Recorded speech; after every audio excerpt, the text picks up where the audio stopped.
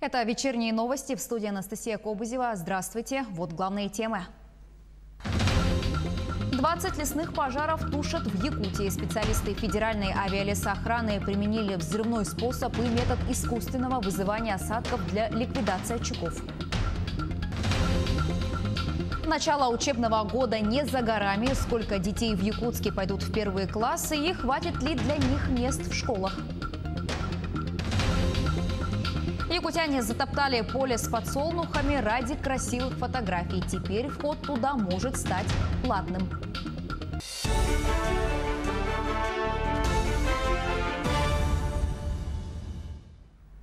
Для тушения лесных пожаров в Якутии специалисты Федеральной авиалесоохраны применили взрывной способ и метод искусственного вызывания осадков. К борьбе с огнем ежедневно привлекались от 2 до 3 тысяч парашютистов-десантников авиалесоохраны, работники наземных лесных служб и привлеченных лиц. От 300 до 400 единиц наземной лесопожарной техники, от 20 до 30 воздушных судов. Вертолеты Ми-8 и самолеты Ан-2 применялись для заброски парашютистов-десантников, их оборудования и снаряжения на труднодоступные и удаленные пожары. Об этом сообщает пресс-служба Федеральной авиалесоохраны. На сегодняшний день в Якутии тушат 20 пожаров на площади, пройденной огнем, около 3000 гектаров. Сейчас что надо ждать, учитывая то, что наступает период сбора ягод, грибов и, соответственно, не за горами охотничный сезон. Соответственно, надо принять меры по предотвращению возникновения лесных пожаров. Буквально за вчерашний день возникло 6 лесных пожаров, и все по вине населения. Еще 64 человека заболели COVID-19 в регионе. Это данные регионального оперштаба. По-прежнему больше всего инфицированных в Якутске 53 человека. 2 пациента с коронавирусной инфекцией скончались. За сутки лаборатории республики провели около 2000 исследований на коронавирус. Зарегистрированы случаи и в районах республики: в Алданском, Амгинском, Ленском, Неренгринском, Сунтарском, Хангаласском и Чарапчинских районах. Рассматривая эти районы, необходимо обратить внимание, что у нас на настоящий момент там уже начались случаи второго этапа, связанные с острыми респираторными заболеваниями. Президент России Владимир Путин поручил Кабмину профинансировать вакцинацию от гриппа для 60% населения страны. При этом вакцин должно хватить для 70% россиян из группы риска. Также необходимо будет выделить средства на вакцинацию от новой коронавирусной инфекции после государственной регистрации препаратов. Эти и другие поручения глава государства дал по итогам совещания о готовности системы здравоохранения к осенне-зимнему эпидемическому сезону. Правительству также поручено проконтролировать, в достаточном ли объеме производятся и поставляются на российский рынок лекарства, необходимых для инфекций осенью и зимой. Ряд поручений также адресовано региональному руководству. Прививочную кампанию от гриппа необходимо будет провести бесплатно и без очередей.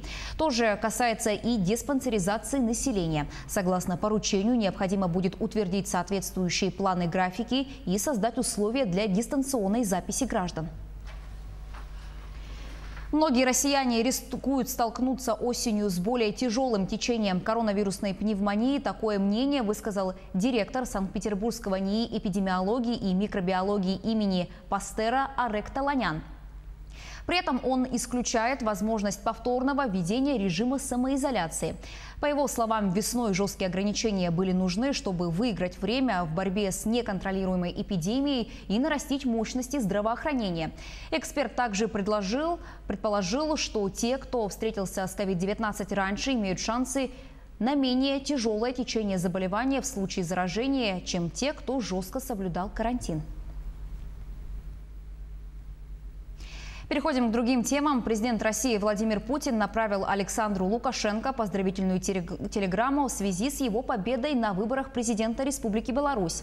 Об этом сообщила пресс-служба Кремля. Российский лидер также надеется, что деятельность Лукашенко на президентском посту и впредь будет приводить к углублению сотрудничества в рамках союзного государства, наращиванию интеграционных процессов по линии Евразийского экономического союза и СНГ, а также военно-политических связей в организации ратификации договора о коллективной безопасности. По предварительным данным ЦИК Республики, действующий глава государства по итогам воскресного голосования набрал более 80% голосов, а его основной соперник Светлана Тихановская почти 10%. Почти 12 миллиардов рублей выделят дополнительно многодетным семьям для погашения части долга по ипотеке. Проект распоряжения об этом одобрило правительство страны. Средства позволят поддержать не менее 26 тысяч семей. Председатель правительства Михаил Мишустин напомнил, что таким образом государство помогает полностью или частично погасить ипотеку семьям, где третьи и последующие дети родились после 1 января 2019 года. Сумма выплаты составляет 450 тысяч рублей. Для получения поддержки семьям нужно обращаться в тот банк, где обслуживается ипотечный кредит. Если на полное погашение ипотеки денег не хватит, банк пересчитает сумму оставшегося долга и по решению заемщика либо уменьшит сумму ежемесячных взносов, либо сократит срок кредита. Совсем немного осталось времени до Дня знаний. Из-за пандемии коронавируса формат нового учебного года претерпит некоторые изменения. Сегодня заместитель руководителя оперативного штаба Якутии Ольга Балабкина сообщила, что учебный процесс в школах республики будет проходить в традиционном формате, но количество учеников в классах сократят. Сколько детей в столице республики пойдут в первый класс, узнавала наш корреспондент Агафья Гоголева. Ежегодно нехватка мест в школах Якутска остается самой актуальной. По последним данным, в 43 школы Якутска зачислено 4816 первоклашек. Кроме государственных школ, есть также негосударственные, то есть частные школы. Это начальная школа Карамзиной, Сахат, начальная школа при педколледже, гуманитарный и восточно-сибирские лицеи. Но и это не спасает ситуацию. Есть дети, которые все еще остаются без школы. Дело в том, что мы живем на Хатынь-Гурьяхском шоссе, и по нашему адресу нет хорошей якутской школы. А я хочу отдать ребенка именно, то есть мы с семьей хотим отдать своего ребенка именно в якутскую школу. По информации Управления образования столицы, открыты новые дополнительные классы в СОШ номер 16, 27, Саха-Корейской школе, АИК-Игата, Саха-гимназии и в ряде других школ. Отметим, что приемная кампания в первые классы продлится вплоть до 5 сентября. Всего по городу Якутску открыто дополнительно первых классов в количестве 12 комплект классов. Это означает, что создано дополнительно 525 мест. В школе номер 6 города Якутска, которая с этого года обрела статус общеобразовательного учреждения, из запланированных 4 первых классов открыла 5 из-за большого количества заявлений. Вместо 120 первоклашек теперь в школу придут 180 детей. Для того, чтобы открыть один дополнительный класс, мы, конечно же, пересмотрели свои площади. И вот здесь вот так как вот на этой площади мы находимся, да, это у нас была игровая комната. И вот из одной игровой комнаты мы сделали 2 классных кабинета. В настоящее время Управлением образования города Якутска ведется работа по поиску подходящих помещений, зданий для размещения детей школьного возраста. Также на днях станет известно, в каком формате будут обучаться учащиеся школ в столице. Отметим, что новый учебный год будет, безусловно, другим. Агафья Гоголева, Григорий Николаев, Якутск. В Ленском районе заасфальтировали дорогу от месторождения Талакан до Талона. Сейчас рабочие укладывают дорожное покрытие на основных улицах и переулках села. Работы финансирует Сургутнефтегаз. Компания вот уже 15 лет на территории Талонского наслега добывает нефть. Руководство Ленского района вместе с добывающей компанией подписали договор о совместной работе. Также в Талоне за счет бюджетных средств полным ходом идет строительство здания, где будут располагаться школа на 50 мест и детский сад, рассчитанный на 15 детей. Как сообщил глава наслега, готовность школы сегодня 40%. Ввод в работу образовательного объекта запланирован на 2021 год. А в 2022 году Талон ждет второй этап – строительства интерната на 15 мест. Буквально еще осталось, видимо, завершить работу по обочине мелким щебнем, установка дорожных знаков и устройство съездов на дворы. Хочу отметить, что строительство дороги дало возможность развития нашего наследия в социально-экономическом отношении, потому что мы строим буквально с прошлого года школу на 50 мест, детский сад на 15 мест и интернат на 15 мест. На протяжении 23 лет акционерная компания «Алроса» выплачивает дивиденды районам Алмазной провинции. О сумме средств, поступивших в районные бюджеты в предыдущие годы, и о том, повлияла ли эпидемия коронавируса на алмазную промышленность и выплаты дивидендов, узнавала Марфирина Алексеева. Акционерная компания «Алроса» начала выплачивать дивиденды районам Алмазной провинции в 1996 году. В состав так называемой Алмазной провинции входят 8 районов – Мирнинский, Ленский, Нерубинский, Сунтарский, Вилюйский и Верхневилюйский, Оленёкский и Анабарский улусы. Каждый район имеет по 1% от акций «Алроса». В 2010 году размер дивидендов для каждого района составлял 18 миллионов 300 тысяч рублей, а уже спустя 8 лет сумма увеличилась в 40 раз. Таким образом, в 2018-м каждый район получил по 740 миллионов рублей. Это было связано, конечно, с повышением и производственной, и финансовой эффективности. Повлияла ситуация, конъюнктура мирового рынка, много факторов, но в целом то, что компания, если получает большие прибыли, это очень выгодно для наших районов. И, условно говоря, снижение затрат, увеличение доходной части, все это мы... все районы кровно заинтересованы в эффективной работе компании. Объемы реализации сырья – это ключевой фактор, влияющий на прибыль компании. В прошлом году на мировом алмазном рынке понизился спрос на бриллиантовую продукцию. Поэтому объем продаж сырья оказался ниже добычи. В текущем году ситуацию усугубила пандемия коронавируса. А снижение прибыли – это сокращение дивидендов. Сегодня фактически весь мир озабочен масками, лекарственными средствами, вакцинами. И самые крупнейшие покупатели ювелирных изделий сегодня они стоят, и реализации там нет. Очень сложная ситуация у нас по 2020 году. По итогам 2020 года какая ситуация будет, мы сейчас сложно нам прогнозировать. К 2019 году это будет очень серьезное снижение, но дивиденды они получат. По 2020 году будет видно по итогам финансового года, по каким результатам компания выйдет.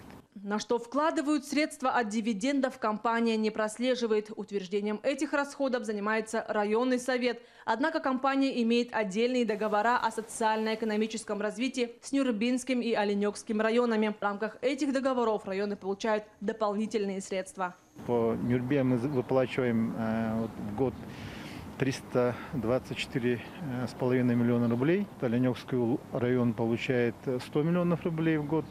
И да, и там мы видим, куда они тратят, потому что это уже договорные отношения. И, соответственно, в соответствии с договором они дают нам информацию, куда они направили эти деньги. Благодаря сотрудничеству с «Алроса» в населенных пунктах Алмазной провинции ежегодно повышается качество жизни населения. Средства, поступающие от дивидендов компании, являются тем подспорьем, которое помогает районам развиваться в ускоренном темпе. Для «Алроса» Якутия является родной республикой, и компания заинтересована в ее развитии.